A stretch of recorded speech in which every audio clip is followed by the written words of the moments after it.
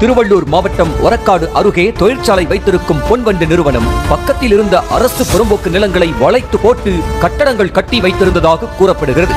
அத்தோடு ஆக்கிரமிப்பு நிலத்தை மணிஷ் என்ற தொழிலதிபருக்கு பேரம் பேசி கைமாற்ற பகுஜன் சமாஜ் பிரமுகர் சேகர் புரோக்கராக செயல்பட்ட நிலையில் இடையில் திடீர் திருப்பமாக நாகேந்திரன் குரூப்பும் மூக்கை நுழைத்துள்ளது. ஆக்கிரமிப்பு நிலத்தை கைமாற்றுவது தெரிந்து கொண்ட தாதா நாகேந்திரனின் மகனான அஸ்வத்தாமன் 10 ஏக்கர் நிலத்தை தங்களுக்கு விற்பனை செய்ய வேண்டும் என மிரட்டல் விடுத்த நிலையில்தான் சேகர் ஆம்ஸ்ட்ராங்கை அணுக ஆம்ஸ்ட்ராங்கிற்கும் அஸ்வத்தாமனுக்கும் நில விவகாரத்தில் நேரடியாக முட்டி மோதி கொண்டதாக கூறப்படுகிறது. இதை கேட்டு அஸ்வத்தாமன் மிரட்டல் விடுத்தது போலீசில் புகார் பதிவாகி கைது வரை செல்ல மகன் அஸ்வத்தாமனின் கைதுக்கு ஆம்ஸ்ட்ராங் தான் காரணம் என சிறையில் இருந்த வடசென்னை ரவுடி நாகேந்திரன் ஸ்கெட்ச் போட கடைசியில் சம்போ செந்தில் ஆற்காடு சுரேஷின் மச்சான் அருள் மூலம் ஆம்ஸ்ட்ராங் கொலையை அரங்கேற்றியதாக சொல்லப்படுகிறது.